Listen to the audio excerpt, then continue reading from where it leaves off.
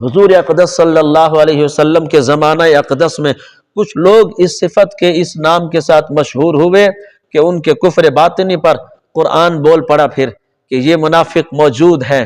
قرآن کے بتانے سے، وحی الہی کے آنے سے پھر حضور پہچان جاتے تھے۔ ایک وہ بھی وقت آیا تھا حضور نے فرمایا اخرج فلان ابن فلان، تو فرمایا انت منافق، اے فلاں بن فلاں تو بھی نکل جا، تم منافق ہیں۔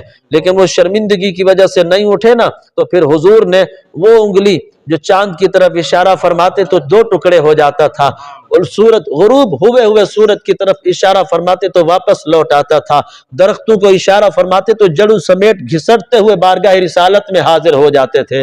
اس انگلی مبارک سے پھر اشارہ کیا، پھر کسی میں ہمت نہیں تھی بیٹھنے کی، بس فرشتے تھے جو کانوں سے پکڑ کے کھڑا کر کے باہر نکالتے۔ حضرت عمر جب آ رہے تھے نا، انہوں نے دیکھا کہ آج جماعت سے پہلے ہی لوگ جا رہے ہیں، کیا جماعت ہو گئی ہے؟ اور میں نہیں، جماعت نہیں ہوئی، بلکہ کچھ لوگوں کو نکالا گیا۔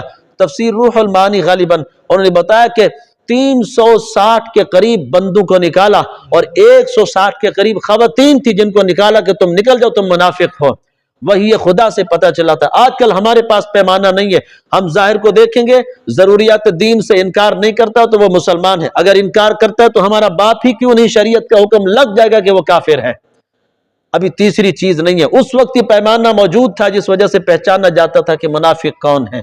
تو فرماتے قرآن بول پڑا، نیز نبی کریم صلی اللہ علیہ وسلم نے، اچھا انہوں نے اپنی ذمہ داری نا، اپنی رسوائی کی وہ خود بخود انہوں نے ذمہ داری لی تھی، خود ایسی باتیں کی تھی، تبھی ان کو نکال دیا گیا تھا، ورنہ پردہ رکھا ہوا تھا میرے آقا کریم علیہ السلام نے، نمازیں بھی پڑھتے تھے، حج بھی کرتے تھے، زکوٰۃ بھی دیتے تھے، صدقے بھی کرتے تھے، خیرات بھی کرتے تھے، اور سب سے زیادہ بڑھ کر خدمت بھی کرتے تھے دین کی، لیکن حکم نہیں تھا اس وجہ سے ان کو نکالنے کی اجازت نہیں تھی۔ جب حکم آیا تو پھر نکالا گیا، نہیں اٹھے تو پھر اس انگلی سے اشارہ کیا جس کی تاب سورج اور چاند بھی نہ لا سکے، پھر یہ انسان کیا تھا، اس کو بھی پھر نکال دیا گیا۔ وہ کہتے تھے یہ دعوے تو کرتا ہے کہ میں اس کو بھی جانتا ہوں جو مجھ پر ایمان لائے گا، میں اسے بھی جانتا ہوں جو ایمان نہیں لائے گا، ہم تو اندر بیٹھے، اس کو ہمارا تو پتہ ہی نہیں ہے کہ یہ ایمان نہیں لائے۔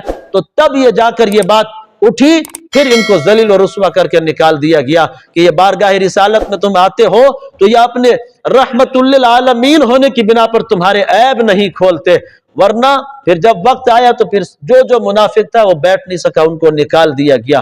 وہ یہی کہتے تھے دعوے تو یوں کرتا ہے کہ جو ایمان لائے گا اسے بھی جانتا ہوں، آمن بی ولم یؤمن بی، جو ایمان لائے گا اسے بھی جانتا ہوں، جو نہیں لائے گا اسے بھی جانتا ہوں۔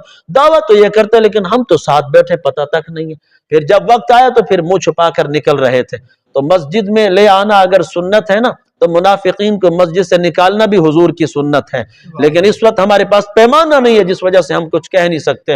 ادھر مسجد نبوی کے اندر ایک شخص قرآن کی آیت پڑھ رہا تھا، کہہ رہا تھا وَمَا هُمْ بِخَارِجِينَ مِنَ النَّارِ، جہنم میں جانے والے تو جہنم سے نکلیں گے نہیں، اور تم کہتے ہو ہمارا نبی شفاعت کر کے جہنم سے نکالے گا۔ حضرت جابر جیسے مسجد نبوی میں داخل ہوئے تو کہا اقرا ما قبلہا، اس سے پچھلی آیت پر جو مومنوں کے بارے میں آیت نازل ہوئی اس کو چھوڑ کر تم جہنمی ہو، یعنی کافروں کے بارے میں جو آیات نازل ہوئی وہ پڑھ کے تو لوگوں کو گمراہ کر رہا ہے۔ اخرج من ھذا المسجد، اس مسجد سے نکل جا، تو درس قرآن کرنے کے قابل نہیں ہے۔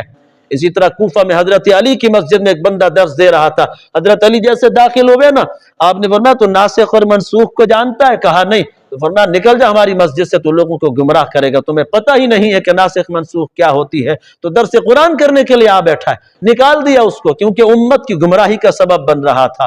ہم تو داڑھی اور امامے کو دیکھ کے کہتے ہیں سائیں ہنی ملن کے چھائے چمنتا انہوں جے کڈ نماز نہ پڑھو، سائیں ملن کے چھائے وہ قرآن پڑھیں تا ڈاڈا سوٹا سوٹا، سائیں ہنن کے اللہ پیٹ جو مرنو اچھا چونتا انہی جے کڈ نمیدہ کہو، مرنے کی دیر ہم نہیں روکتے، جاؤ تم روز جاؤ، لیکن آخرت میں پھر پتہ چلے گا، پھر ہم تمہیں ان کے ساتھ کھڑے ہو کر پوچھیں گے ہم کہ ہم کیا کہتے تھے اور تم کیا کرتے تھے۔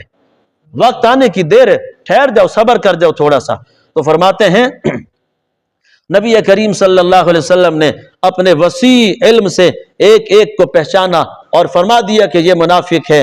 اب اس زمانے میں کسی خاص شخص کی نسبت قطعی طور پر ہم منافق نہیں کہا جا سکتا اس کے لیے۔ ہمارے لوگوں کی عادت ہوتی ہے بات بات پہ بولتے ہی صحیح بولو منافق کا، اور یار کچھ خیال کیا کرو یار۔